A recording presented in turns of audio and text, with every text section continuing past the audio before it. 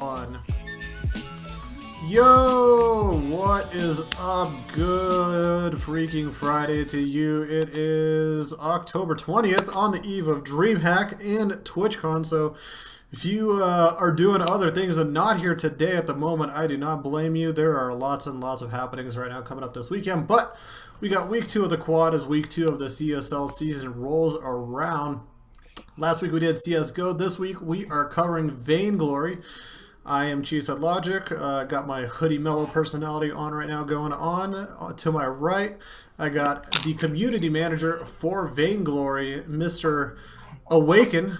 Every time I read your name, I'm like Aken. Like my brain screams like Aken. Say Aken. Like in your head, I'm like, no, damn it, it's Awaken. How are you? Thank you so much for the introduction. But you know what?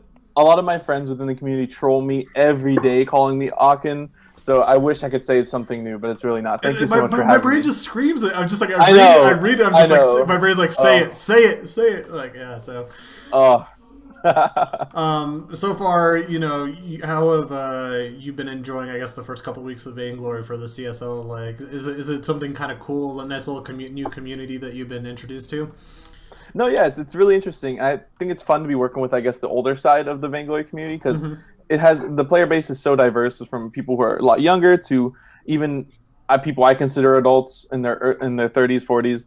But it's fun to be messing with people, hanging around with people my age. The season's off to a pretty strong start after unfortunate stream delay to the first game, but after we eventually got the schedule underway this past Thursday, and it was a total amount of ridiculousness and fun, and it even went to Game 3. So it was a stellar start to the season. I think some people got shocked by that Game 3. They're like, blind pick? They're like, what?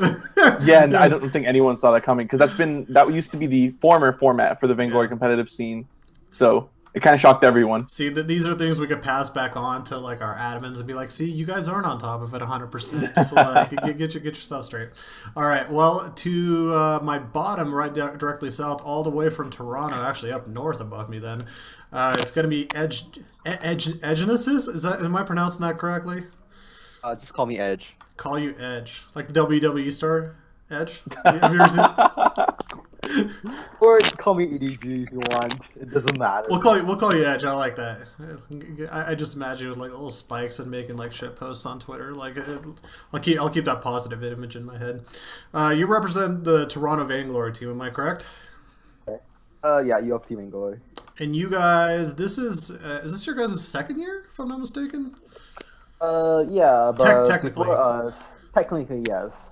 Before us, it wasn't me and Turtle. It's some random dude. I don't know. So hey, that's Vainglory. Some random guys playing. You know, it happens. So that's awesome. Are you enjoying so far your first year, technically playing? Yeah, it's been fun so far. Good. And you're actually in a pretty interesting group, which we'll eventually get to and talk to here in a bit. And down to my diagonally bottom, would that be my left? That'd be my right? That'd be my left. No, wait, no, that'd be my right. That'd be my diagonally right side. I got Mr. TNT from the first year team Purdue. What's happening, man? Hey, everything's going good right now. I love it. You're like the man of mystery. Like talking to you like before this, you're like, I have a plethora of knowledge, but we're gonna keep everything anonymous. I'm like, huh, okay, interesting. Yeah. So it just works better that way. I'm curious to pick your brain. We're gonna play kind of like some like little game throughout the whole entire show, just like slowly picking away at your knowledge to try to guess and see who you are. Ooh, maybe. I don't know if that'll end up happening, but. All right, guys. So today, like I mentioned, we're going to be talking about Vainglory, and we got a few cool little topics. The first one today, we're going to be talking about the glorious one-year history of collegiate Vainglory so far. Did anybody outside of myself, I don't know, maybe Edge, did you get a chance to really look at Vainglory last year in the CSL? Not really, but I watched the final games a bit. Yeah, I did. I was able to watch the playoffs at E3 as well. Oh, you guys had a chance to go. Did you guys have a chance to go, or did you guys watch them? No, I just watched them personally. Any thoughts on those games? Was it one of those things where you watch where you're just like, we could do this? Yeah, we're going to do that, is what you mean to say. But so I thought it was very interesting and professionally done the way you guys did it. It was nice to have actual live event that people could go to. Shout outs to ESL, by the way. They were running the main part of that production. We were there kind of facilitating it. Always a lot of fun working with them. They're very good at what they do, so hopefully it did look professional. They're one of the best of the best. Always a fun time working with them. For those that are not familiar, last year in terms of the grand finals, we had Utah, Cal State Fullerton, UMass Amherst, and Seattle Pacific that participated in that final. We had, I think, if I'm not mistaken, was it 8 or 9 teams total, or is it 12? I can't remember off the top of my head. How many teams did we have last year? Let me double check that before I start spouting some weird numbers. Okay, we had actually we had a little more than 12. 1, 2, 3, 4, 5, 6, 7, 8, 9, 10, 11, 12, 13, 14, 15, 16 teams this year, last year participating. I think only a little over half of that though made it through into the spring, and only a certain, I think 8 total made it into the playoffs. And so we had a pretty interesting season last year. I think for the most part, for the teams that participated, enjoyed it. The format was pretty good, and they had a chance to kind of compete through a whole, inaugural season in a sense. It's not always easy, I want to say, anytime like a very brand new game is being played, and you have to organize it and play in it, and as well as also at this level of play, I think it's kind of complicated for teams. So a lot of the teams that are coming into year 2, I feel like they're a lot more comfortable. Would I be wrong saying that? Yeah, I mean, you guys feel free. You guys bring it in. Just let me know. I'm all. Go ahead, Edge. I don't think it's wrong. It's solid. Well, I mean, in a sense, I guess if I could rephrase the question a little bit, what are some of the advantages, say, coming into a second year of a program of anything compared to first year, if you could think about it? Like, what will change, or what things can you expect like better out of teams? I think personally that it just makes things a little bit easier because the first year, because it was also CSL's first year hosting Vainglory, so it's probably a lot easier for the admins as well as returning players to kind of get the gist of things and how things run, what to expect as far as delays, maybe some old communication issues. But I think, if anything, the teams that will benefit the most are the ones that were able to participate in the live tournament, because playing on stage is incredibly different from playing from your home. And I mean, that's something I know personally from talking to players who've done it, and the nerves are something else. And I think that if the teams that got to play on stage return to stage, I have a feeling they'll be a little bit more prepared.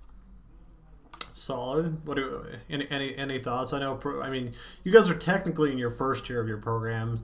What would be the thing that you guys are so far learning in your first year right now at Purdue and at Toronto? Things that you could already see that you could improve on for, say, something as the season goes on, or something that you could take away and take into maybe even next year, looking way ahead. Oh, definitely. Scheduling. Go ahead. So from our issue for what we're doing at Purdue right now is scheduling scrims and trying to find time to practice in between studying and stuff. That's probably the hardest thing with being at the college level as well as playing Vainglory competitively. No, I completely agree with that. The leadership side, I think that's one of those things that I preach right now when anybody asks me on the collegiate side what can kind of improve right now, is just like the leadership and people that are willing to step up, be kind of the organizational leaders, because a lot of times you just don't see that right now.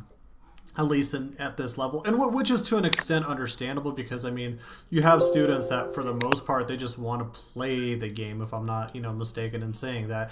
If they could somehow not have to run everything and not have to worry about all sorts of different things in regards to scheduling, worrying about all the administrative side, the signups, they would obviously do that in a heartbeat. And with collegiate programs, I think that's eventually going to be a place and time where all that's going to be taken care of and overseen for them. But in a sense, I think it is also good that that responsibility potential is open to somebody to take over, learn, and kind of grow as well. And so I think for the future, in a sense, we're molding leaders. We're forcefully molding leaders, even if they don't like like it.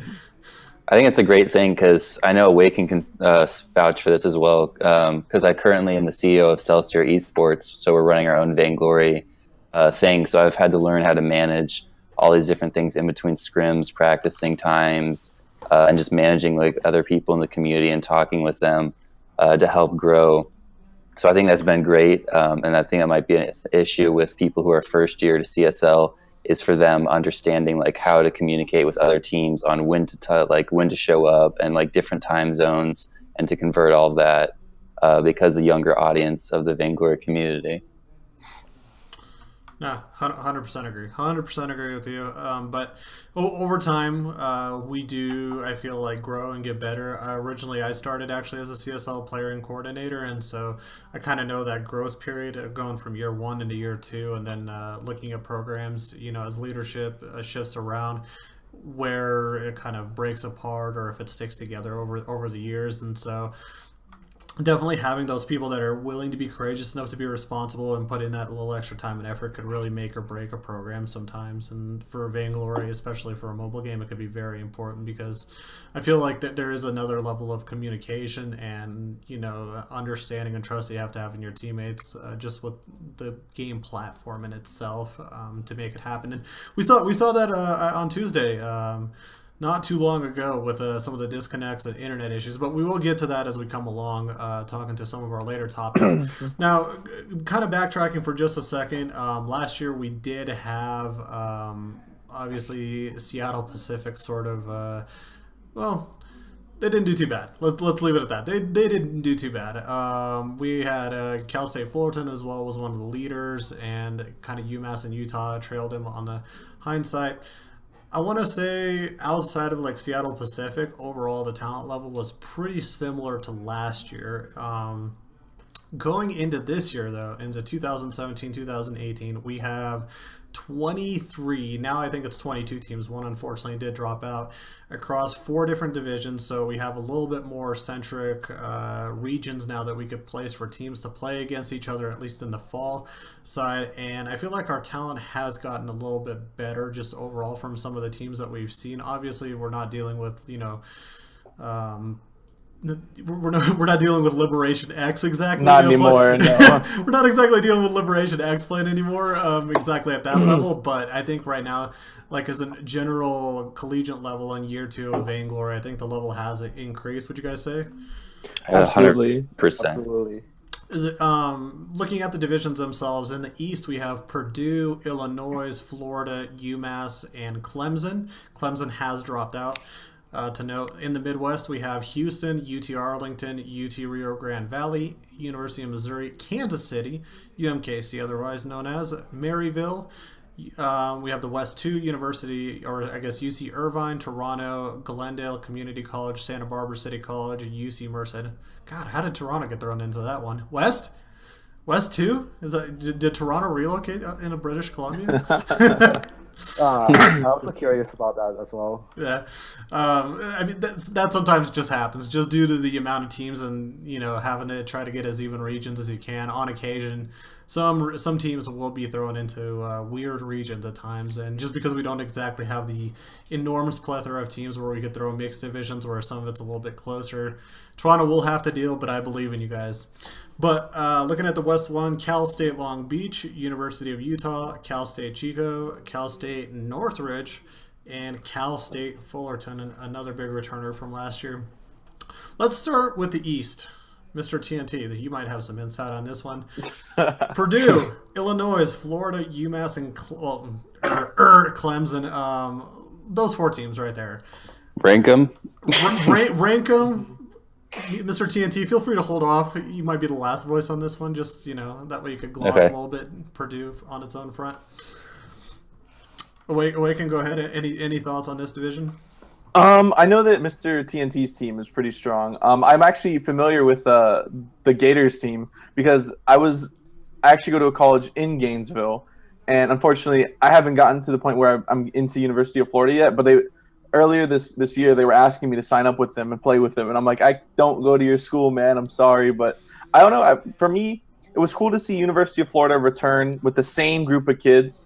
The Purdue team, which we saw play, I I think it was last week. Yeah. I know Mr. TNT played pretty well. I know that was the game we kind of had to unfortunately not stream. But I'm excited for this division just because I'm a Gators fan, so I'm excited to root for the Gators, but unfortunately they lost. So good stuff to Mr. TNT and Mr. TNT. But I actually have more to say on a different division that we'll talk about in a few seconds. Gotcha.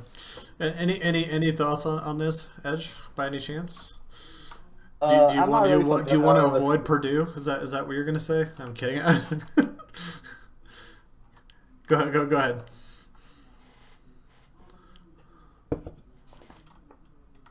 Oh, Edge, go ahead. Sorry, I cut you off.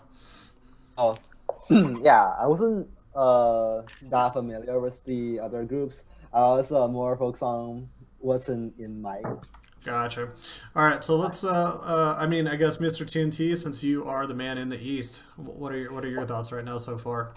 Thanks. Currently, I'm a little biased, so I definitely would rank Purdue number 1, and then I'm going to go for probably Infinity Forge just because. So UMass just because they have that more experience, and then I'm going to go Illinois, Florida, and then Clemson dropped out, so they get last seed. But to be honest with you, I actually feel like we have one of the hardest divisions just from the veterans. There's only like 1-year veterans, but still, compared to a lot of the other opponents, we have 2 veterans in our division of the 5 that are currently in there. So I feel like that makes our division somewhat harder than the other ones, personally.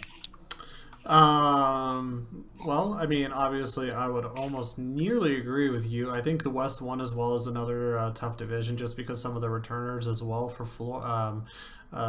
players like Cal Fullerton, Northridge, Long Beach, and Utah as well. So there's a lot, I feel like, talent in that group. But definitely with you guys having to deal with Florida, UMass, and kind of going through that ringer, it's definitely going to, I think, challenge you guys in the fall and prepare you for a spring run as well. That once the divisions actually end up jumbling, you'll have various different types of competition. So, all right, let's move on to the Midwest. Houston, UT Arlington, UT Rio Grande Valley, Missouri KC, Maryville. UMKC, I think, is the main returner. If I'm not mistaken, I'm looking really quick from last year's groups. And I think that's correct. Yeah, I think that's correct. So only UMKC returning. They're not off to a hot start. They played the other day against Houston, and they are now 0-2. I mean, Houston, another, kind of first riser. Arlington as well has played so far, looking okay. Any thoughts on this group? I'm not 100% too familiar outside of the 2 teams that I mean, UMKC from last year playing and just not out to a hot start, in Houston that just looked really, really good yesterday. I don't know anything about this division, very little. The only interesting thing that I have to say about it is that Maryville, they're notorious for their League of Legends, I believe. Is that correct? Yes. Yeah, so their League of Legends team, I believe, won CSL last year, and now their team is playing in Vainglory as well. So that's an interesting thing we can talk about later. Fun fact, I can't confirm what is it, 3-or Whiting or KT Perry, but Saskia is actually one of the Maryville League of Legends players, or was. I'm not 100% sure, but in regards to if he's still doing league for Maryville, but yeah, he is. Tony Chow, our little guy Saskia, we love him. He is playing Vainglory for them, so bringing in some of that MOBA experience at a really high level could probably help that team. But they are starting 0-1, so they lost to Houston, who seems to have at least a little bit of that lead in the division, and so far taken out the returner and one of the starters. They might be even running away with the division this early. So who knows? Any thoughts, Waken? I thought the game the other day was really interesting. Houston looked very, very strong. It was just some disconnects that caused them to kind of fall behind. And it kind of gives me a little bit of pride. That's funny. That's why I was just watching, player stopped right there. We're just like, is he okay? Like, oh god, he disconnected. Like, oh, and all of a sudden the game just starts flipping the other way completely. I felt so bad for him. The one thing I can say though, it gives me a little bit of confidence. It makes me kind of breathe a little overconfident sigh. Is the fact that these guys who are coming from League of Legends don't just come immediately into the game and dominate. Like, they still have to learn the intricacies of the game. So it's not like it's a it's not like they can just come in and breeze through it. Granted, the mobile experience definitely helps. However, the mechanics are different because it is a touchscreen device. So it makes me be like, okay, well, maybe these guys didn't really realize what they were getting themselves into, but I'm sure they'll get better and better every week that goes on. Gotcha. All right, let's keep moving along. West 2, UC Irvine, Toronto, Glendale Community College, Santa Barbara City College, and UC Merced. Merced, Toronto are coming back from last year. Did UCI play last year? Hold on. Let me double check my facts. Let's see, make sure we have that correct. We have Merced, we have Toronto. Was there a UC Irvine sighting last year? I don't think there was. I don't think so. Dude, once you guys have been like in my position, like I have to remember like 6 different games across like 3 different divisions across like 4 or 5 different years, and I'm just like, I wonder if this team played. I wonder if this team played this year. Just like, God, it's so hard to keep up. There's just so many schools. Yeah, so it looks like Toronto and UC Merced are the only ones that are coming back. Merced has not played yet. They were actually a decent team, I would say, last year watching them. Toronto was decent as well. Now, what do we think of the West 2 with a powerful school like UC Irvine joining in? They're very esports centric and focused. But it looks at their players, I don't recognize anybody from any other of the games, so maybe some new players coming into the program as well. So any thoughts, guys, on the West 2? I think Toronto should take it away pretty easily. I was actually really surprised about the overturned esports of Santa Barbara City College that they lost. I did some little research into them. They seemed pretty good when I was looking at what they're individually, how they played. But I was surprised to see them lose their first game. Any other thoughts on the Toronto side, maybe? Yeah. I know they have Brutal Turtle, so.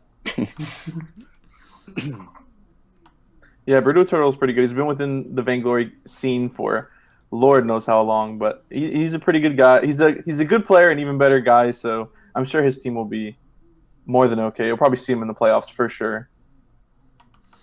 Edge? So yeah, I'm on the team. So give us some insight. Let us know what's going on. What's going on over there? Earl is a really good guy and a really solid player. I sense a butt coming. But we have a pretty tough group right now. Like the West 2 University of California Urban. They have O's. Do you consider them good players at least for their team, or at least in regards to your O's opponents? and Declares. Yeah, they are veterans in this game, and I know them not personally, but I know them from ranking. Mm-hmm. I know they are really solid players, so it's gonna be a tough matchup. Gotcha. No, I think it's going to be an interesting group because when I look at Merced, I see a lot of the returners, even not only as a team of players from last year, Iniesta, Cruz, Brennan, and Jadel. They had a really nice 4-man rotation going on in that team, and so if they bring that back, I think they're going to be able to compete for the top of the table. I'm really interested, obviously, in seeing some of these games play out. It's really hard to analyze some of this.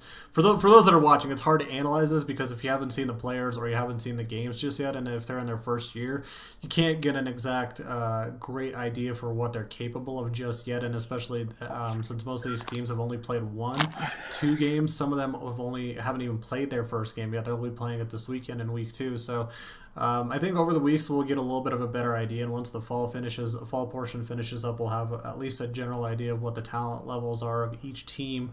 And so again, this is a tough task to try to kind of rate and figure out what's going on. A lot of this bases off, again, some of the returning talent that we saw from last year and comparing to who's performing well this year so far.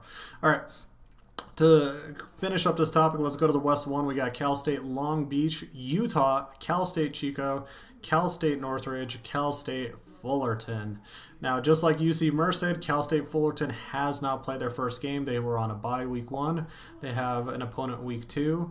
And they have a few returners from last year as well. Northridge, Utah, and Long Beach. So any thoughts on this Western Coast division? I I'm really, really good friends with a lot of the Cal State Long Beach team, and I know most of them. I played against and with a few of them.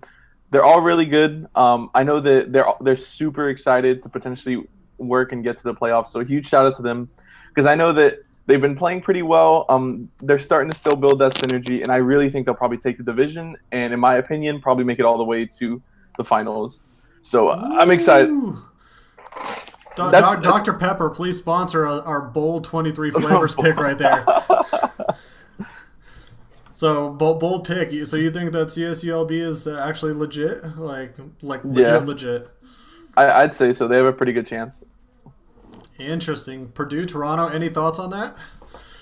I think they're a strong division. It'll interesting to see whether we get 2 people out of the division or 1 to go to the playoffs. Right now, I would have to say Long Beach and Utah would be the 2 coming out of it. Gotcha. Edge, any thoughts? Same as Bob. Gotcha. Well, I mean, anytime you're dealing with a lot of these West Coast teams, I don't want to say that they have an advantage of some sorts in Vainglory, but you do have to think about it. The game was released in NorCal, and that's why a lot of the teams like Seattle, a lot of the Cali schools, they kind of got their opportunity to check them out at events and got their hands on the game first. So there is obviously that opportunity for them to sort of get the head start on a lot of these games, such as Vainglory. But now that we're in year 2, obviously some of that should be reduced in terms of the gap. But there's still a lot of talent, like you mentioned. So we will see how it comes out. Don't forget that Utah as well now has technically a varsity program for esports. So I don't know how much of the resources that they're giving over to the Vainglory team, but that could be another effect this year. And as well, Utah got really deep last year. They made it into the Final Four, so don't sleep on them either. Other than that, I would expect, probably a 3-way battle between CSU, Long Beach, Utah, and Fullerton. No offense to Chico or Northridge, but just with what I'm seeing and who they're bringing back this year, I would expect good performances from Utah, Fullerton, and then just seeing what CSULB does. Hopefully, that bold prediction, makes its way through. It's a long season. It's a long season. We're about to enter week 2 out of 14, so we got a long ways to go. Things could change. Things could change in a moment, Vainglory 5v5 comes out. You start getting your differences. A new patch comes out in Dota. All of a sudden, your MOBA passion comes back for a different game. You never know what could happen. Anything could happen. So that's kind of a little bit of an outlook on this year, guys, coming out. So we got more teams, more divisions, and a lot more talent overall this year. Improvement. And we'll expect good performances this year out of all the teams. We'll move on to our other topic right now, and this is the topic relating to kind of pros in VG. We had a team last year that needed to be removed last spring, and that was Liberation X because of their skill. Obviously, we do have a bit of a buffer rule on pro teams. There's if you've only been a pro for a certain amount, you could technically play, but some team like a Liberation X, by the point we hit springtime, they've been a full-fledged pro team for a bit too long in a sense, and that's why they had to be removed. Do you consider that a good move for amateur, I guess, competition such as the CSL, even though these players were all at college at the time being? I think it's fair. Go ahead, Edge.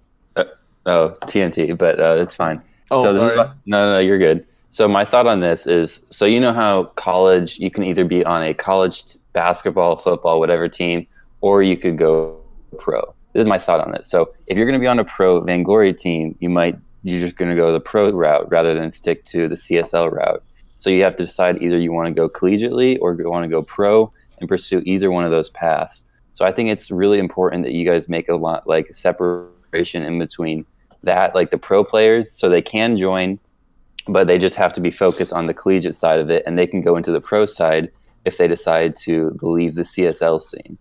That's my thought on it. Is there any follow-up on that in regards to, this is just me spitballing in a sense, where if they've been a pro for 2 years, or they're kind of coming out as a pro in the next say semester or something like that, would you allow them to have eligibility that following semester, or would you want them to have clean time off before they actually begin playing in amateur athletics? Because in a sense, in the NCAA, you're given about 4 to 5 years of eligibility, depending on who you are. That's Division One, just mainly for the most part.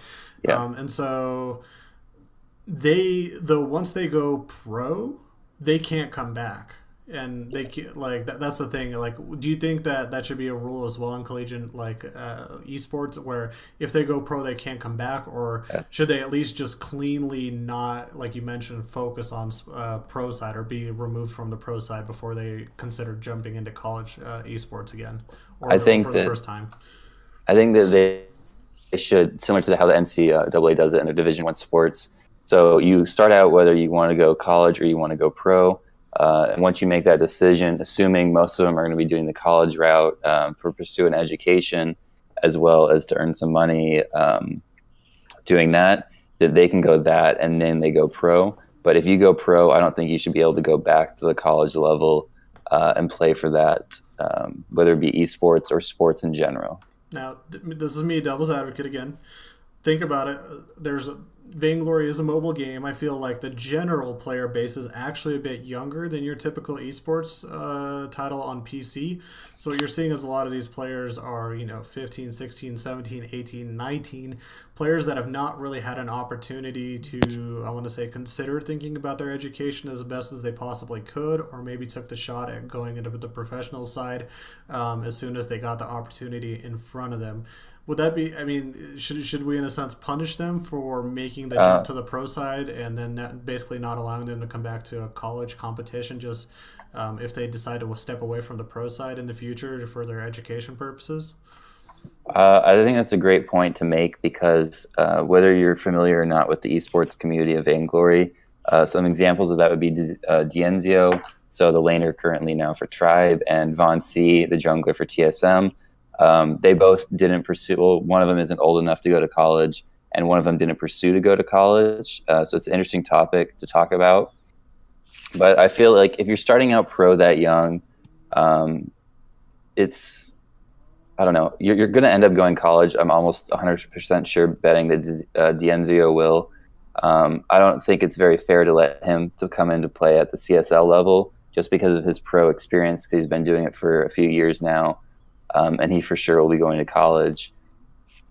But in Von C's case, I don't know. It's interesting because there's no guarantee that he will be coming to going to college after he finishes, or depending on what his career does with Vainglory. It's just a gray area because it's not recognized. Well, esports are just starting to get recognized as like a varsity sport at some colleges. So it's a pretty big gray area on like eligibility and like official like understanding of the sport and how it's all going to work together, and how the pro scene will work, and whether like viewership will continue to grow with that. No, it's an interesting and fair point. That's what I was saying. I'm just playing devil's advocate, because those are the people that will probably come back and push back and say, esports is different. Esports is not exactly, while it has similarities to collegiate athletics, it's not exactly taking the same trajectory, or has to play by the same rules. Waken, do you have any thoughts on this? I think that it makes sense, at least in Team Liberation's case, where all of them have been contracted professionally to play Vainglory, as with a bunch of others. So it made sense that it would be kind of unfair for them to participate in a league where not everybody is even Vainglorious skill tier. Like, without a shadow of a doubt, it's a bit unfair. However, I think one of the big things you have to understand is a lot of the pro scene and players remaining professionals is dependent on the health of the competitive esports scene of Vainglory. So, if you think about it, Zio and guys like that who are younger may never even have to play CSO if Vainglory's longevity is long enough to the point where the game develops healthily and like you don't have to play for CSL. They just continue playing professionally. I laugh because that's actually a really great point. It's just like a very it's a realistic grim like outlook of a lot of the consequences of a lot of these esports related games that aren't heavily supported or taken care of, I want to say, properly, and that's happened before, where just those games have died and the scene just collapses. And yeah, those are some thoughts. It's just like, yeah, might as well go to the pro side if you have the opportunity to take it now, Yeah. because there might not be the college opportunity for you But at later the for a same game like time, this. I think the difference also is Team Liberation was an entire team that have all probably played competitively at some point.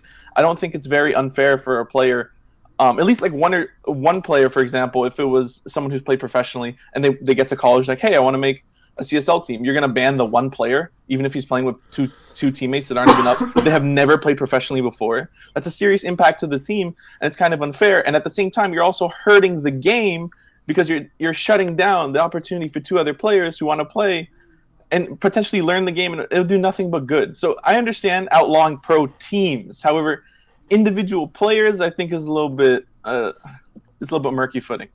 No, I understand. I support Edge? that one. Yeah. So it's really hard for me and Turtle to find a third for our team. We searched about a month in total, just trying to find a third that can be and focus onto the weekly scrims and the games.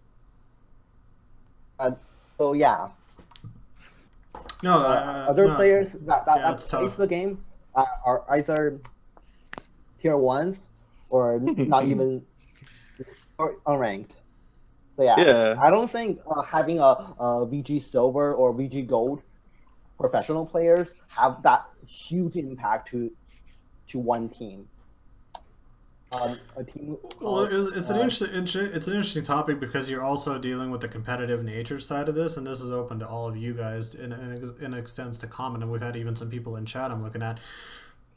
In a sense, you're obviously considering the level of competition in this equation, but should we be punishing players that are legal college students that, even though they might have had pro experience or could play at a pro level, would they, like, why in a sense should we punish them for being, I guess, a better skilled player? Because if they didn't take the exact direct pro route, they still would have most likely continued playing at a very similar to high level that they're playing already at the pros. Now they would just be playing it at the college level. And this is the thing we've had in StarCraft all the way dating back to like 2011, even when I was playing, where, you know, we while you had your players that were in gold, plats, you know, silver, diamond, league, even low master, and then all of a sudden you'd have your, you know, 8, 9, 10, 11, 12 grandmaster players at the very tippy top, you know, your top 1% players. They would be competing every week, and you would almost never see them lose unless they had an opponent that was very similar to their skill or level, one of those other 11, 12 people. But in a sense, is it their fault that they're practicing, that they're at that good of a level? Should we, in a sense, punish them for just being good if they follow all the legal guidelines of just like being a college student, you know, caring about their education, they're not participating in other professional leagues or professional teams? Oh, in the sense that they are participating in college, they would spend more time on education. So I would say we do hope. We do hope. That's been that theory has been tested. Yeah. What are you? Yeah, you go to your parents' home on Thanksgiving or Christmas break. What have you been doing all semester? Studying. Like, in the back of your head, it's just like you've been just grinding Vainglory like on the side. You know, might have missed a couple classes or two or a couple assignments just to get that extra game in. You know. Yeah, we keep going. Sorry, I'm trying to be a comedian here. That's the beauty of Vainglory. You can play in class. I'm not even gonna front. Like, I remember back even freshman year, I had a laptop up, and I would, on occasion, if that lecture just started veering in like the most boring trajectory route, or one of the professors would start like ranting that had like nothing to do with the lesson plan, bam, Steam would just pop up, and all of a sudden, you know, for some reason, all of a sudden there's a game on my laptop playing. You know, just sometimes you can't help it. So, but this is, I think, a great topic, because it'll, at least in esports, we're actually allowed to have this type of conversation that traditional sports, they cannot right now at the moment, just because their rules are for the most part very set, and just because of our demographic as well, having such a young age of players all across the board choosing to be professionals before they're going to college, or even to an extent having the conflict of making that decision, what they want to do, opens up that discussion. I feel like of can pros come back into college and play. For me personally, I'm for them coming back, but as long as they cut all their ties from the professional side, and as long as they're legal, full time student at a fully accredited university, I'm okay with it. The competition level is always going to be shifting left and right, strong to weak, and so that's just up to the teams to prepare, play, and that's kind of the consequence. You can't exactly have a level cap to an extent in some of these Division Ones where you want everybody to be Tier 1 or unranked competing. That it's almost like an unrealistic request in a sense. I also kind of feel like another thing that is interesting is, like, for example, with Team Liberation, a lot of them are very well-known members in the Vainglory community, and their games being streamed were incentives for people to come watch the stream. Mm-hmm. Granted, their competition wasn't exactly the greatest.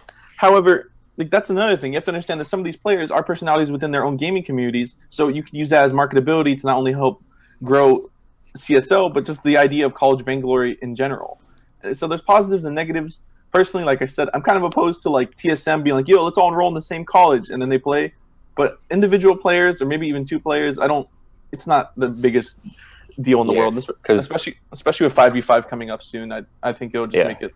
They could just show up and win everything. Yeah. There's extra money for them, and to take one credit class or whatever. So there might be a requirement on like how many credits to be a full-time student, which I assume there already is, and stuff like that. Yeah, there is. Right now, you have to be at least a 12-credit student.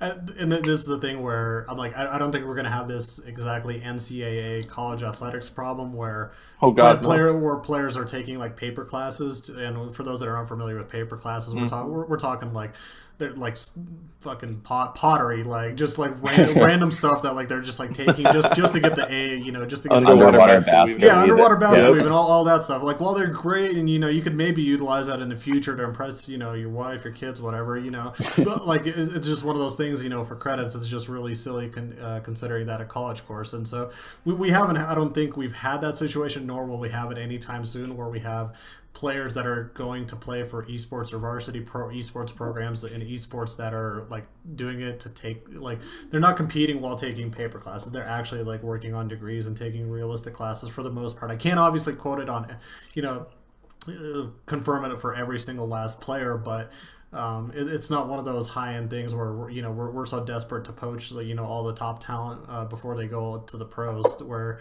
we're just like, don't do anything except play Vainglory while you're here at this university. Like, we're not at that point yet. We might get there someday. You never know, but I don't think we're there just yet. Yeah, I think overall the thing is, esports is still different from sports in many facets, and it's kind of sometimes hard to implement the same kind of rules.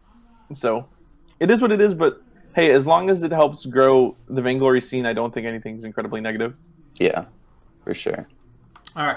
Well, we rambled on that topic for quite a while. Let's move on. No, that was great. I think that was fantastic. That was great.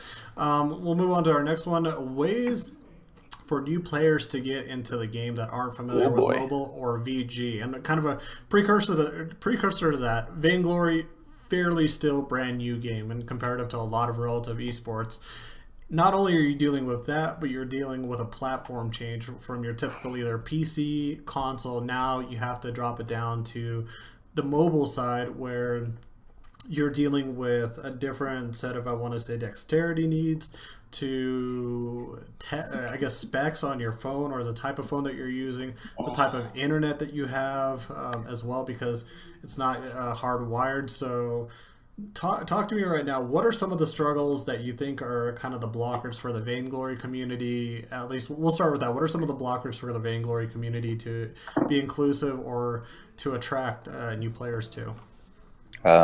For me, I feel like it's a lot of what SCMC is doing is all good. Don't get me wrong with what I'm about to say. But I feel like their prioritization of some things, and I'm not on the inside understanding what they're doing, but looking on from the outside, some of their strategies that they're doing doesn't make a lot of sense to me. Some people have this viewpoint of the 5v5 being a poor option going into SCMC's decision to push that really heavily. I completely agree with this option because when you're pushing a 5v5 conversation, you're not exactly understanding that there's going to be a lot more people coming in with a lot more 5v5 experience, which it will grow the community. Don't get me wrong, it will. But there are having a lot of issues with toxicity and internet connection. And if you're expanding the game to a 5v5 with 2 more players on it and a much bigger map, you're definitely going to have more technical issues that need to be resolved. So because of this, you're going to want to focus on your core and understand what needs to be fixed before we go on to expanding. Because there's still a lot of issues that are occurring not only on the pro scene. So during the gauntlet, as you saw, Evol was having technical issues during a pro event. Like, this shouldn't be happening. This isn't something that should be occurring at a pro event. They should have all these issues figured out, and there shouldn't be any connection issues going into games. So I think they need to focus on what they do good right now before they move on to 5v5, even though they're already going to do it. Something that they might want to know and let their heads at SCMC know. I know Iraqi's in this chat right now, and he's probably hearing all this conversation. So I don't know how everything's going on the inside, but this is definitely a viewpoint that a lot of the community is sharing. Thoughts, Wagon? Well, that was well said, and I agree. I agree with a lot of what TNT said. However, like he said, I don't work for SMC, so I don't know what they're doing. I think one of the biggest roadblocks right now is the fact that Vainglory is a 3v3 MOBA. Kind of playing devil's advocate to what TNT said, and a lot of the issues are. I feel like when I mentioned the game to I have a friend who plays Dota 2 or used to play Dota 2 religiously. He's like, really 3v3? He's like really, where's the macro play, and because he also played the game. So I think one of the big things that hurts it is, and this is kind of what bothers me personally because I love the game, is a lot of people who come from other MOBAs don't really take Vainglory very seriously, just because A, it's a mobile game, and B, the fact that it's 3v3 and doesn't have the, at least to this point, the extensive and deep macro play that you see from League of Legends and Dota 2. I mean, in Dota 2 you can deny last hits, for Christ's sake. That's ridiculous. I would never get any farm if that was the case in Vainglory. So I just think that 5v5. Are you sure? Are you sure you wouldn't okay, so I play on LGG6, and I'm not gonna lie, I got some fat fingers, and I'm already I have my trouble is trying to last hit as it is, just trying to pinpoint that damn last low HP creep. I feel like I would be incidentally denying just because of that. I'd be just bashing and just denying everything all at the same time. Yeah, keep going. And essentially, I just kind of feel like 5v5 may offer up that level of seriousness that I guess some PC MOBA players will be looking for. And personally, I think Vainglory is also one of the most attractive-looking MOBAs on the market, even though it is on a mobile device, because what SCMC has done with the Evil engine is really, really impressive, as well as the mechanics being very responsive and easy to learn but hard to master. So I think 5v5 will be good. However, I think maybe more marketing efforts on SCMC's front. But like I said, I don't work for the company, so I don't have an end-all be-all for what they should do. I just think that 5v5 will be good. However, like TNT said, there are some small intricacies that need to be fixed, like some of the bugs that happen, etc. But nonetheless, I'm excited to see what happens, and I'm sure Edge has some good thoughts on this too. Yeah. All you, Edge. Yeah. So, in my personal experience, when I introduced the Vainglory game to my friends, my classmates, and their relatives, they never heard about the game, ever. They heard Clash of Clans, they heard Clash Royale, not know Vainglory, right? It's on the App Store, and that already eliminates all the PC players, the console players. People that use App Store and download games on it don't see it anywhere on the first page or on the top shelf. Then I doubt they would ever to find it. But to be a little bit of a devil's advocate to that point, I think a lot of the Vainglory tournaments though are featured, even though obviously viewership doesn't put it in the Twitch top 8 or something like that, or sometimes the charts of downloads still doesn't exactly have it at the very top. It still is I would consider, if I'm not mistaken on this, this is probably the highest skill mobile game. Am I not mistaken? I mean, this is not Clash of Clans or running through the temples here. We're talking about actually like playing a MOBA. You actually have to control, understand item builds. You're actually competing against people, right? I mean, Yeah. this is probably the best MOBA and the best competitive mobile game that there is out there at the moment. Obviously, It's like the flagship. I mean, there is some competition that might be soon coming over from the east. In regards to Batman and the Batman illegal. Don't say the name; you'll trigger some people in chat. hey, I mean, if it's anything like League of Legends, I doubt it's going to be any harder. It's going to be another watered down version. I would still imagine Vainglory would be the better option. To play. One thing on that is that's true. Vainglory will be the superior game. However, to quote someone who wrote an article about it, Owens, very well known in the Vainglory community and actually an author, he said it doesn't matter how good your game is if no one's ever heard of it. So they have done a pretty good. I think they have done overall a pretty good job of promoting it within esports. They're at a lot of events. They've done a lot of good finals all over the place as well. They're starting to kind of expand their territory from EU, NA, and so.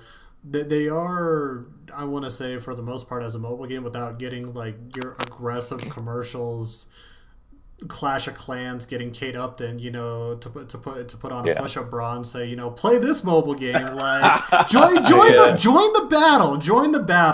It's not exactly in regards to that sense, because once you play the game, it's like great, but you're not getting actually a lot of value out of it. I think in regards to esports and within Twitch and the community, they've done a pretty good job. So that's at least my thought.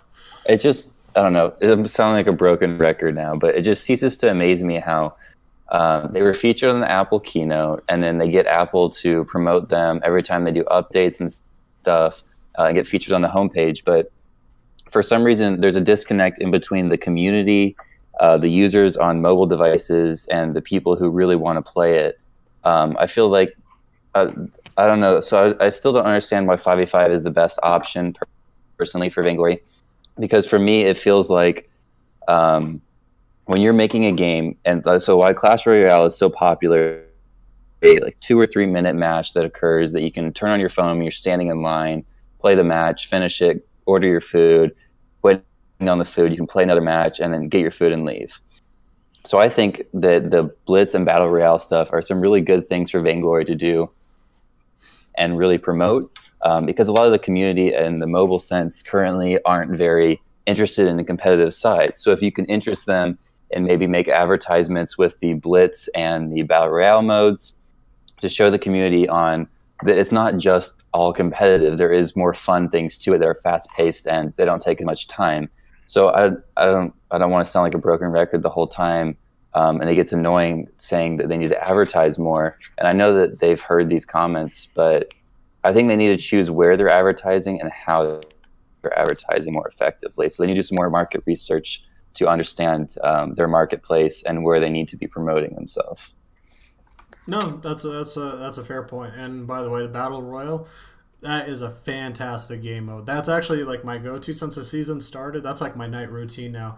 After everything gets done, after I'm done with everything that I'm doing, like I grab a book, I grab my phone, I queue up for Battle Royale, sit there, wait while I read until a game pops up, play a game, queue up again, start reading again, and just like it's because it does, depending on the time of day, it can take a little bit to actually get into the game. But man, it's quick. It's very low stress. I want to say in terms of the mode, very low responsibility and what you have to do. But it forces you to kind of learn all sorts of different heroes to utilize through the game. I think it's a fantastic teaching tool that a lot of games and just MOBAs in general do not have available to them. So props to them, at least, on the side of Vainglory doing things correctly. That's definitely one of those in my opinion.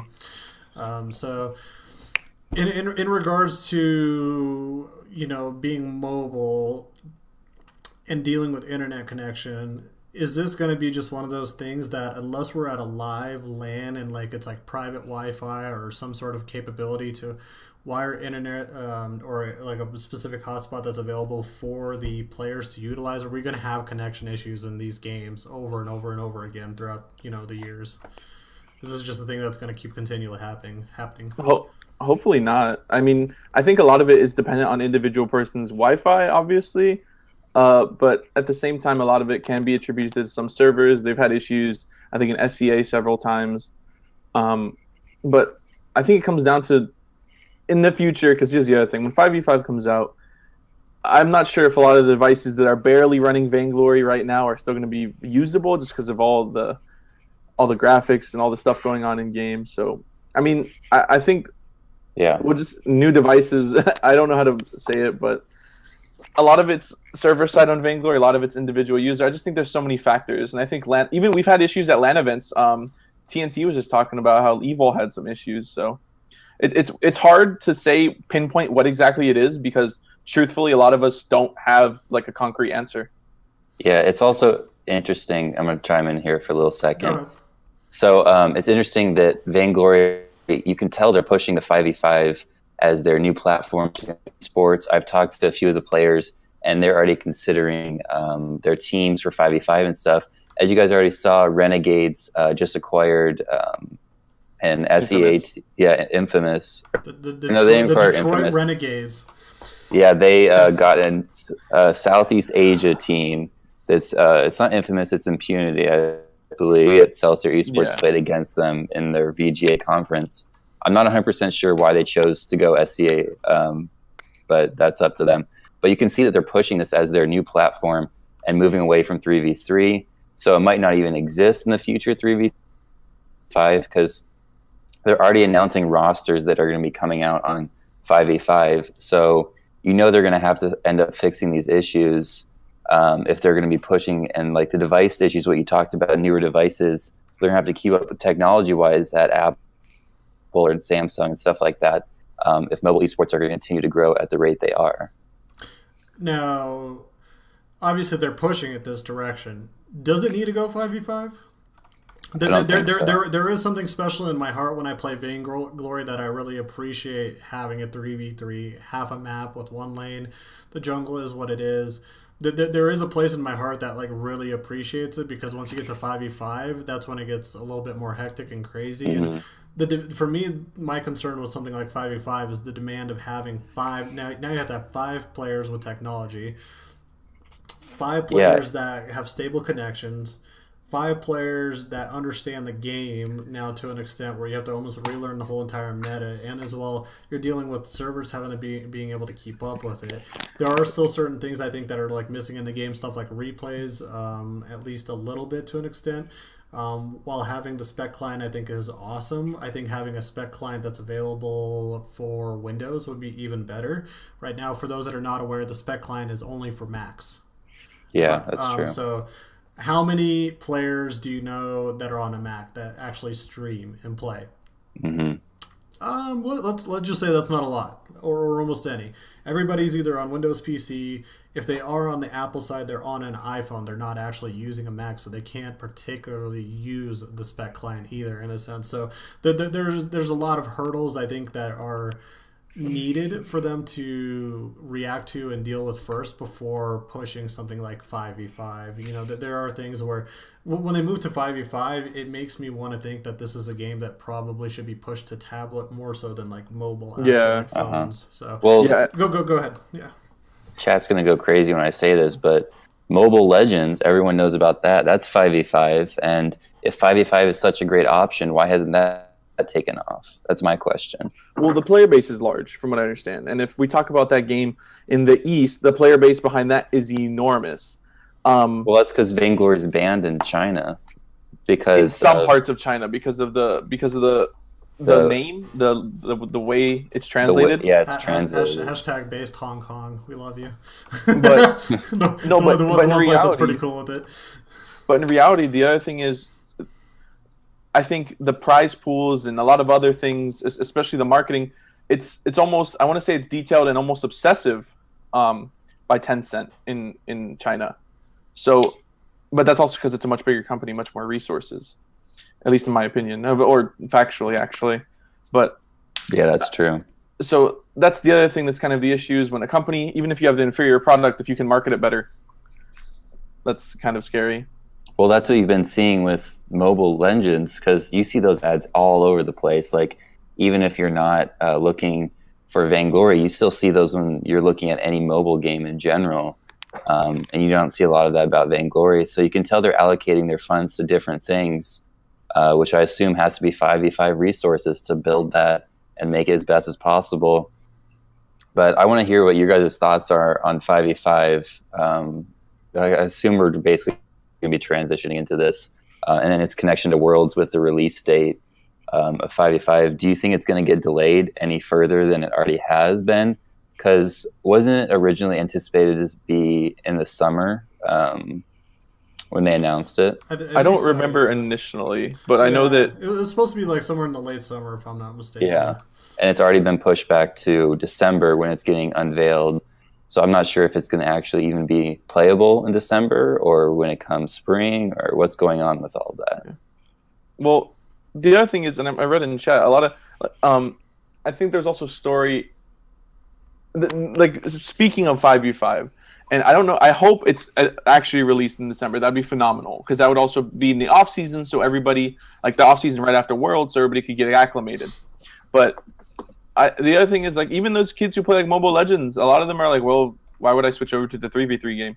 And it's I mean, if you don't look at just the pure beauty, like graphically of Vainglory and intricate details and stuff, anyone just looking at it for face value, at least looking numbers wise, 5v5 versus 3v3, most mobile players will pick 5v5. And I know TNT, you said you're really hesitant about the whole 5v5 thing. And truthfully, I like 3v3. It's less complicated. I'm terrible at it, but I'm not hopeless. So I'm just, the other thing is, and this is another argument, what stops people other than accessibility? If they wanted to play 5v5, why wouldn't they just go play League of Legends or Dota? Is another argument I've heard.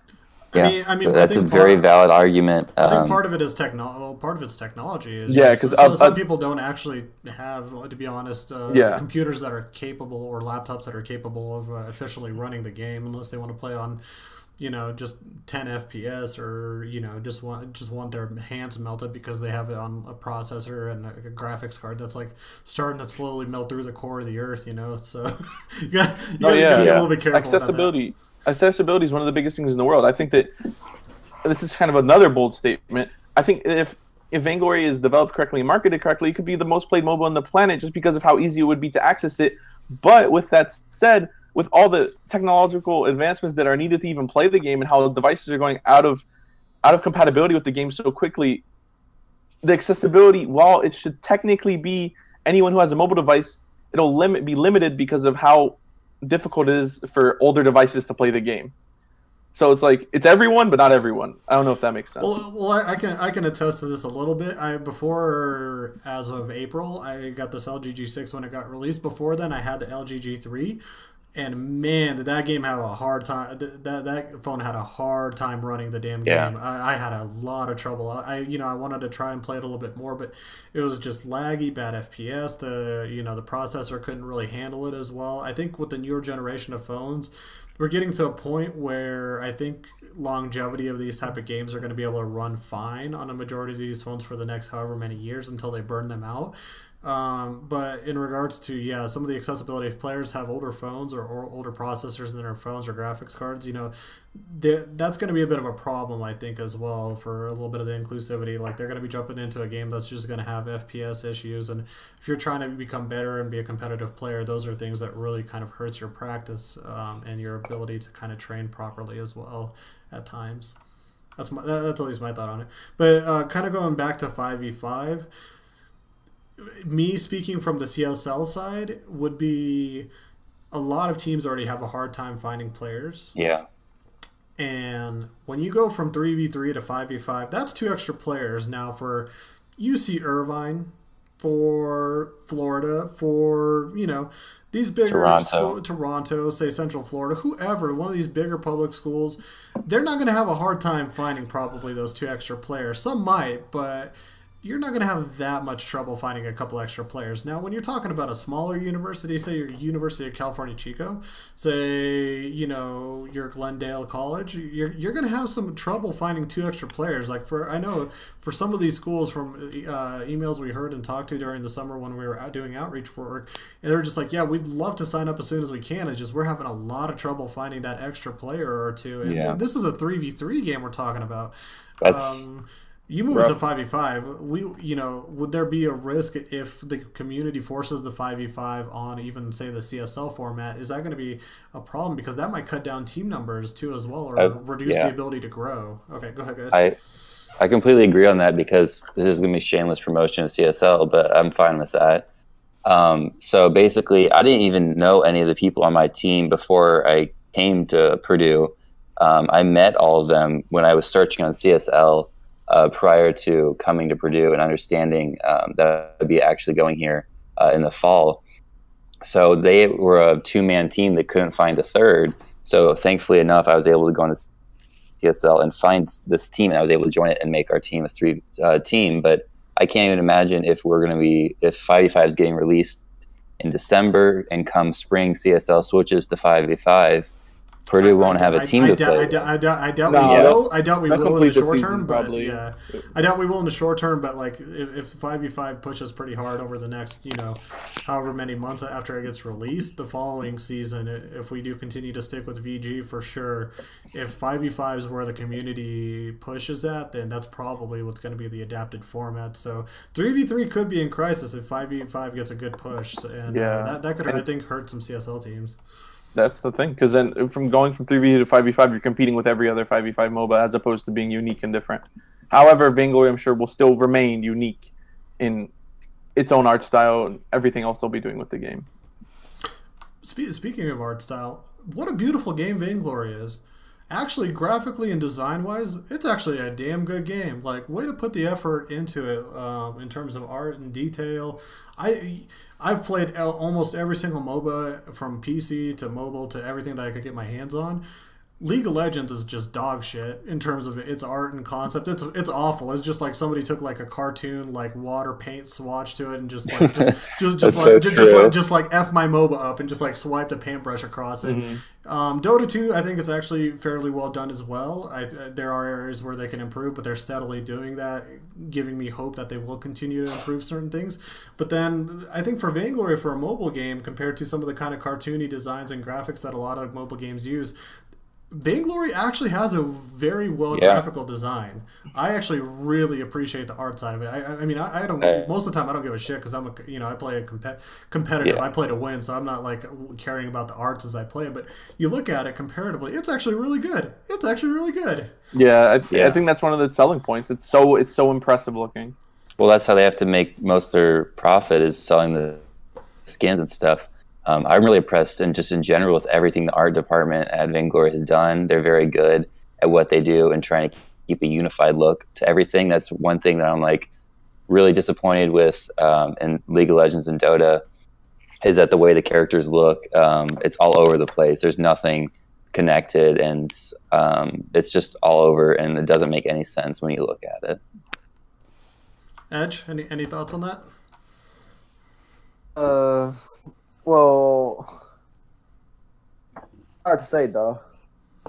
You don't like the art of Vainglory? How dare you? We're gonna report you to Super Evil Megacorp. No, like they put too much emphasis on the graphics. They kind of ignore the more important things,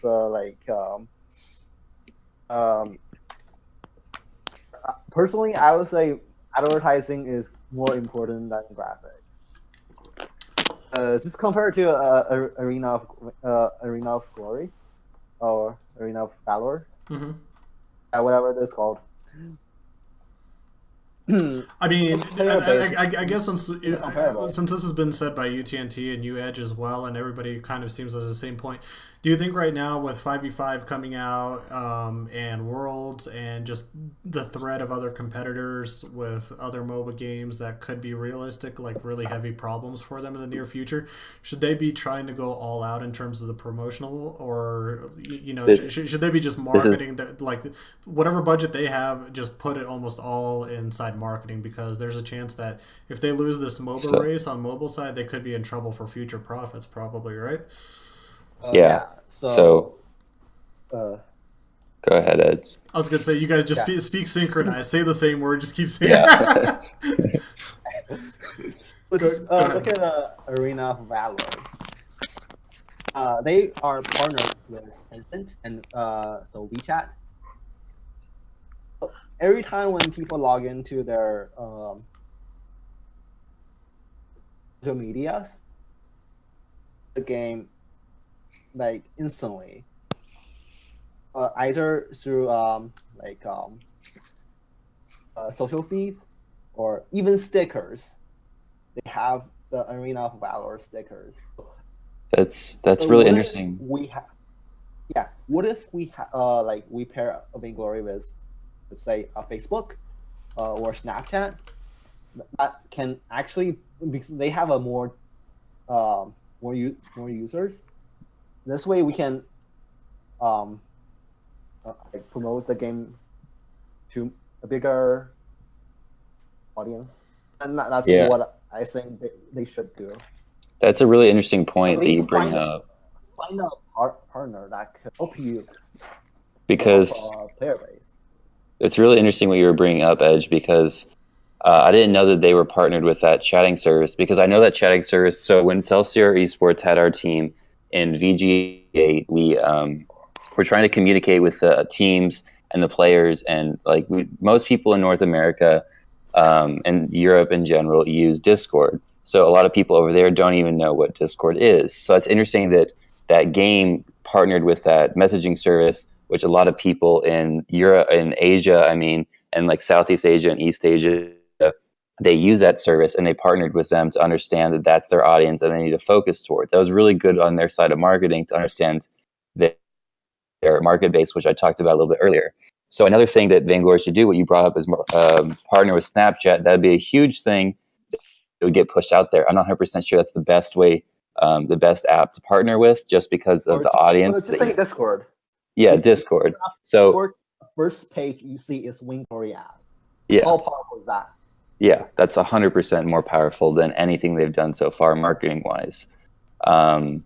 That's even something for a day. You guys, I'm already thinking about. I'm like, you know what? Maybe Snapchat wouldn't be a bad idea to partner with Vainglory. Like the first thing you see, you open up Snapchat, would be like, can you believe what Kendall Jenner did? And people would open it up, and it's like Kendall Jenner playing Vainglory on her phone. They're like, can you believe it? Like the world peace and crisis is solved by Kendall Jenner playing Vainglory. Even if it was just for a day, to run a promotion that when you first click into the Discord app that shows, that'd be crazy. Yeah. But it'd probably be expensive. I mean, for something like Snapchat, it wouldn't be terribly too bad. I think there are a lot of creative avenues and ideas that they could take that they haven't, I think, attempted yet. The interesting thing about Vainglory that interests me, so recently they announced, I don't know if you guys saw it, but they, so basically the way Vainglory works is they have a board of directors, and they have the head of it, and they have a lot of partners that sponsor the company. This is a thing that a lot of companies do. So they get investments from different investors. So Vainglory got, I believe it was $19 million. I saw this on LinkedIn a while ago. But they got all this money that they're investing. So if they have all these resources that they're using, and obviously they're using this to pay for tournaments and stuff, for prize money, which is understandable, and hosting venues and stuff, and doing for 5v5. But if they have all this money, they should be really pushing it towards advertising. But I think what they're doing is they're saving this money once they finish 5v5 and they have it to their perfection standards, that they're going to push advertising so hard that you're going to see it all over the place. Once they have 5v5 already, because they're trying to appeal to this audience of people who currently play 5v5 and are frustrated with the community in League of Legends and Dota, as well as the art style and the game in general. And they want something new that's refreshing. But before they can do that, they have to really focus on making the game accessible to everyone, because I know there's been server issues and connection issues, not only in America and Europe, but really intensely in Southeast Asia and East Asia. This is something that happens every match. There's almost 100% guarantee that someone is going to be disconnecting in the match for any period of time. So before they do that, they really need to focus on their central market area, doing some market analysis and partnering with different apps. Because the majority of MOBA playing players are from Asia in general, as well as some of the majority of the professional players that are at the highest level. And League of Legends is mostly what I'm referencing. Is there a lot from East Asia and Asia and Korea? So if they're going to do this, they have to make the game accessible and at the highest quality possible before they really start to push this 5v5 and understand where they're going with it and what their goals are. No, that's really well said. Yeah. I totally agree with what you said. I just want to add something else. So, for Arena of Valor or Mobile Legends, super easy to play, right? For Vainglory, it's actually the two games. Even a grandma can play Mobile Legends. Play Vainglory? I doubt that.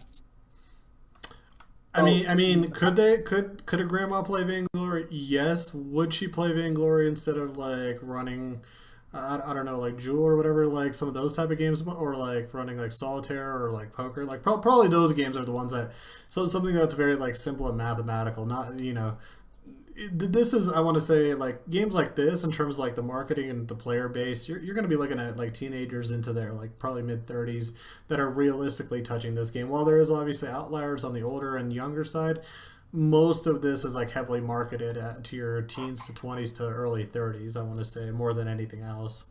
So Well, I would say like the population is they would be more interested in playing as a casual game instead of a more intense. For us, it's, but is Vainglory though supposed to be a more casual game? Like the thing is, I don't like, think so. Yeah. like that's the thing. Like always been an issue with games like StarCraft is just like they've tried to find ways, whether it's like upgrading their arcade or adding recently as like 7 years too late adding co-op. Regardless, that player base is still fairly small compared to the competitive base that actually plays the game. That like more people than not prefer to actually play competitive. Like that's the audience that they have, and they know they're going to have regardless of how much they try to attract a casual audience. It's not exactly like League of Legends or say some kind of PUBG to an extent where it's very kind of easy to enter and like be very casual about it, in your own way or approach. Well, when it comes to Vainglory, and I think these guys, TNT and Edge will agree with me, is that there's been a heavy focus on esports. So, whereas there are casual players. I mean, I guess you could say anyone who doesn't play competitive is technically a casual player. But I also think that's part of the reason why you see the viewership numbers are so low, because there's not. I don't. A lot of the casual players I don't think tune in to any of like the esports scene, etc.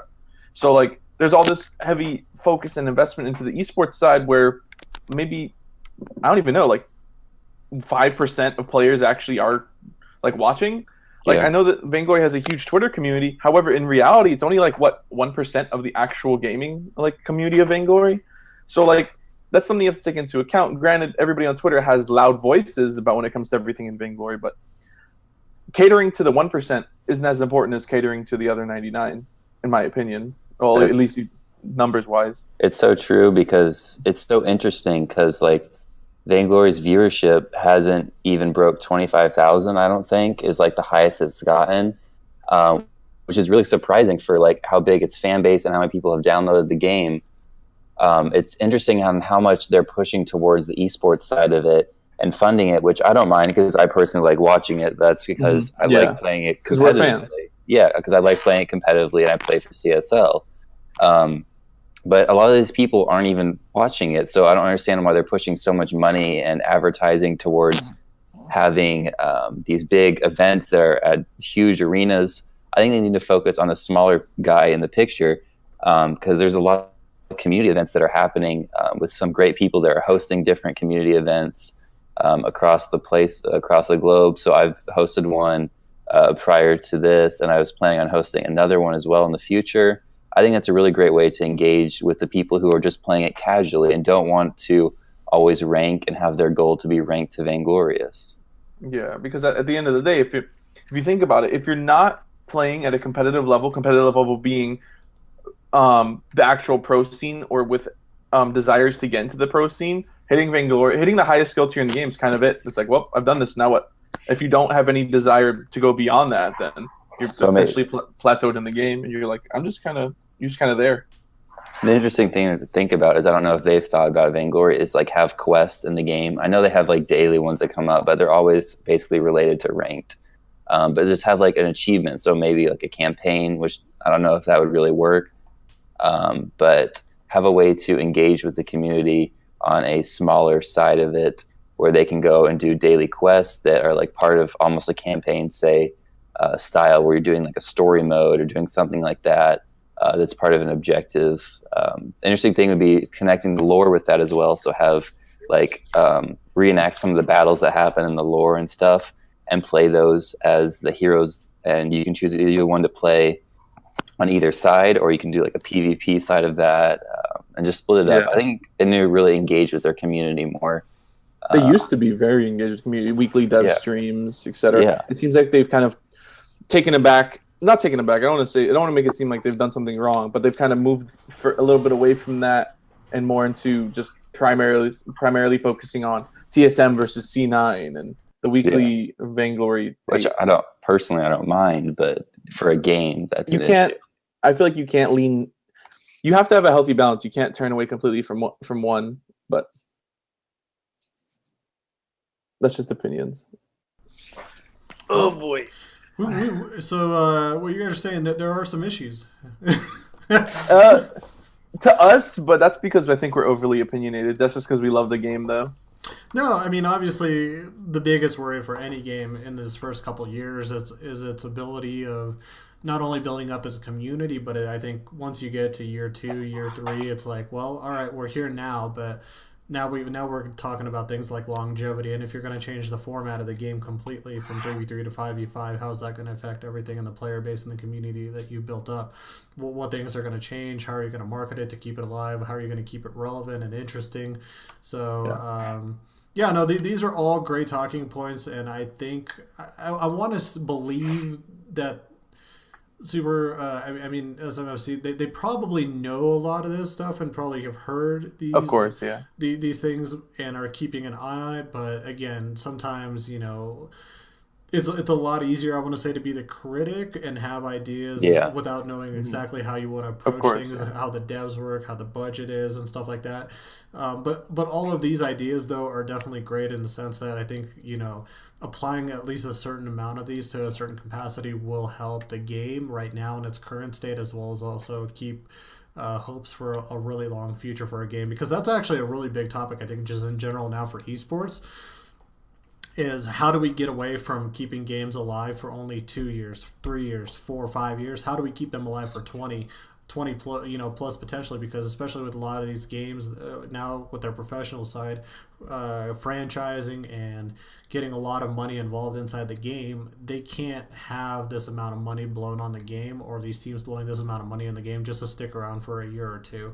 They need, some kind of vote of confidence that, like, hey, this is going to be a thing that we're going to keep around for a while, right? Like, is this going to be worth our investment? And so, but that's more on the pro side. On the collegiate side, I think as long as there's college and there's Vainglory, we'll always have players and teams. It just depends the amount, really. And I think the concern there, again, going back to everything, is if it goes up to 5v5, we might be limited to the amount of teams we can continue to grow with for some of these at least smaller schools.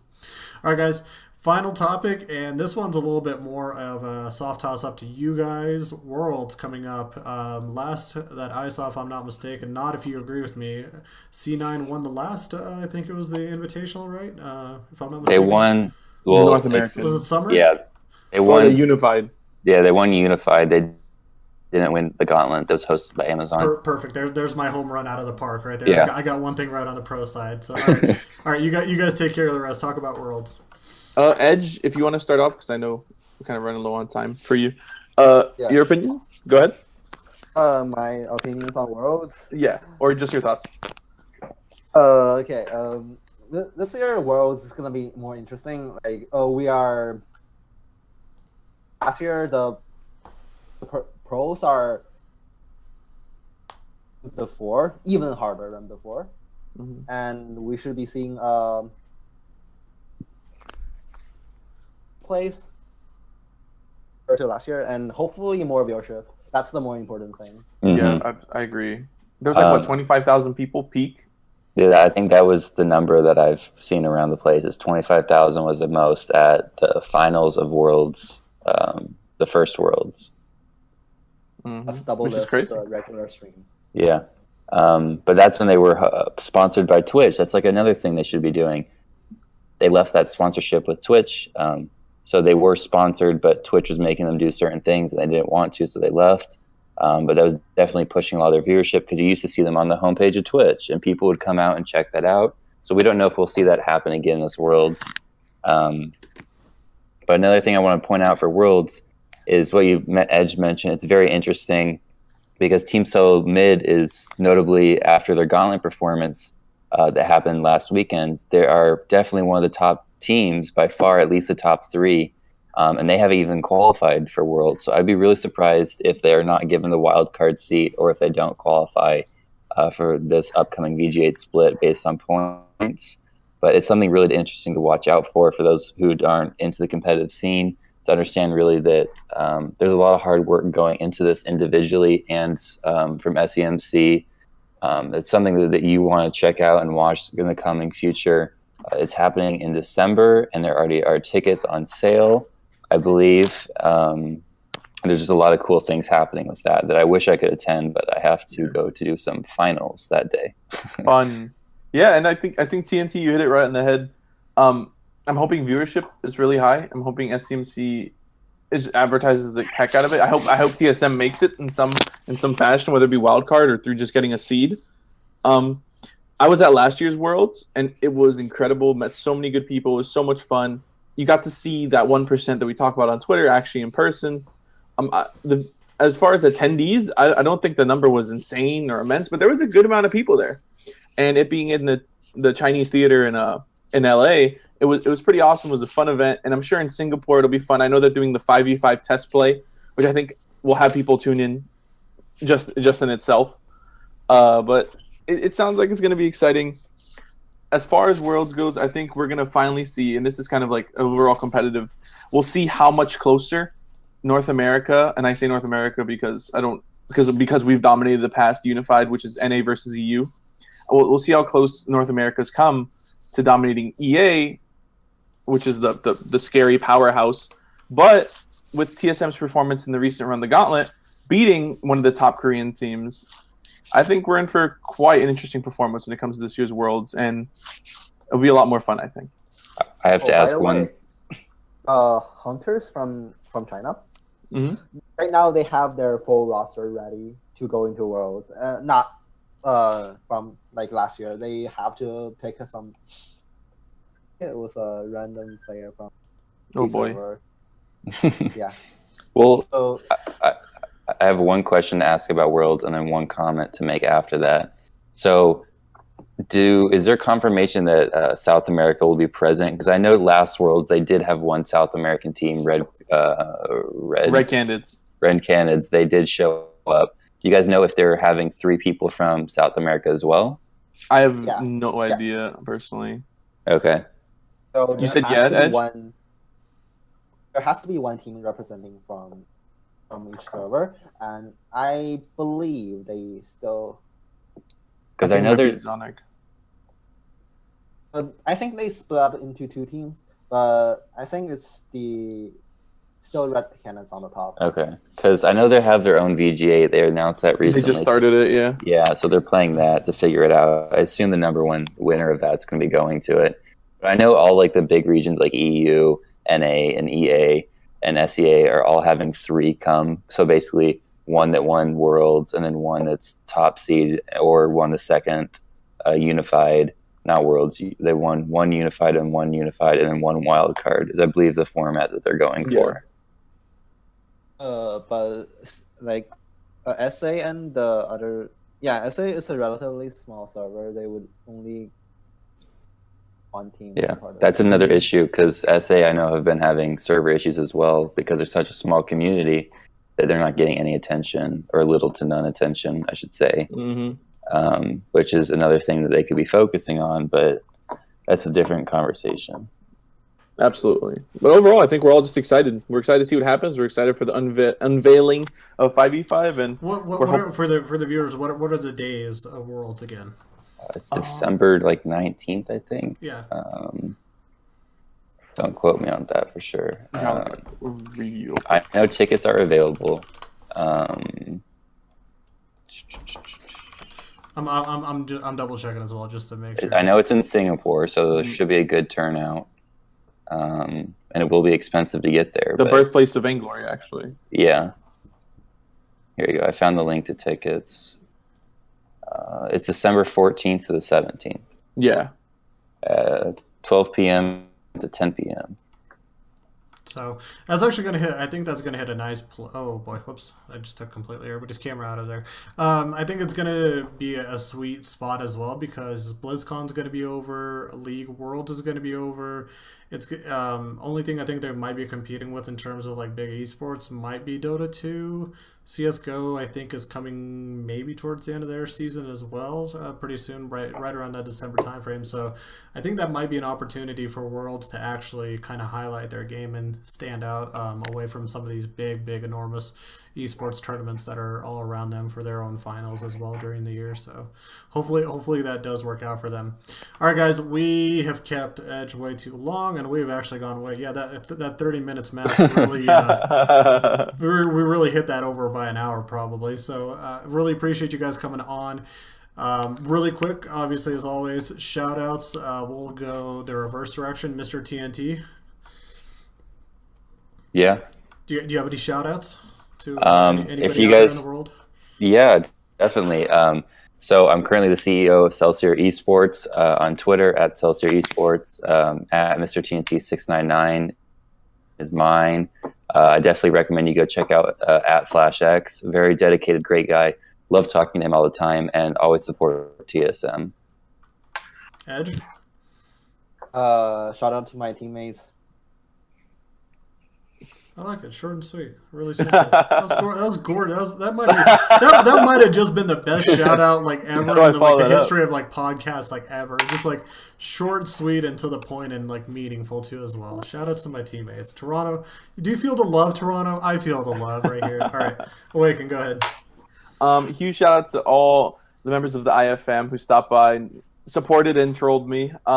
Huge minor shout outs to the two guys. I'm not gonna. This is what I'll do. I know you guys wanted shout outs, so I'll just say the two people who asked for them. This is your shout out. And thank you to everyone who tuned in. It was fun. And thanks to the three of you for having the conversation. It was a ton of fun.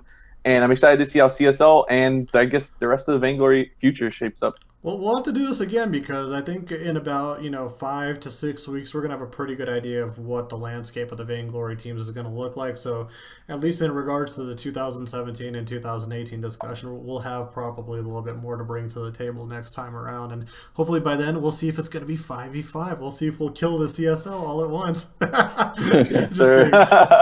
Just kidding, and nobody panic. Yeah, nobody panic. Yeah. So I want to again thank you guys for coming on. Really appreciate it, especially you, Edge and Mr. TNT. I know Friday night, and Edge, especially for you, it was the very last second to hop on. Really appreciate it. Awaken, awesome, informative stuff as well. I think you can catch Awaken not only inside our Discord. If you guys haven't checked it out, !Discord, you can check it out in chat and join. And if you have any questions in regards to Vainglory, Awaken is your dude. Literally bug him. Do not at Cheesehead Logic. Stop that. I have my own problems I have to deal with, and so hit up Awaken as much as you can. Question him. And as well, you guys should come out to check out Vainglory on every Tuesday and Thursday on C-Star League 2 on our Twitch channel. We're right now on C-Star League 1. We'll be on C-Star League 2 for Vainglory broadcasts every Tuesday and Thursday at 4 p.m. Pacific, 7 p.m. Eastern. For the time being, that is what we're rolling with week in and week out, and hopefully we'll be able to give you guys a better showcase of all the teams that we have so far registered in the fall, and give you guys a little bit of a better idea of what the talent that we have and the scope of the CSL. If you need to follow me for any reason, or if you have any CSL related questions, the @Twitter is right there, @CheeseheadLogic. You can also find me in Discord or pretty much anywhere in regards to the CSL. If you guys have any questions, I am an open book and as well available if you ever need me. But other than that, that. I hope to see you guys as well for the broadcasts on Tuesdays and Thursdays. But until that time, thank you everybody for watching. If you missed the previous CSGO quad, we have it already uploaded on YouTube, and as will this VOD, it will be going up as well. If you missed anything, want to watch over anything, fact check us on anything stupid that we might have said, it will be up on youtube.com/CStarLeague after we finish up here. So thanks again, guys, for joining, and I will catch you all inside Discord, VG, and all over the place. And we'll hopefully see you guys next Friday for the next quad. Until then, we are out. Meet up.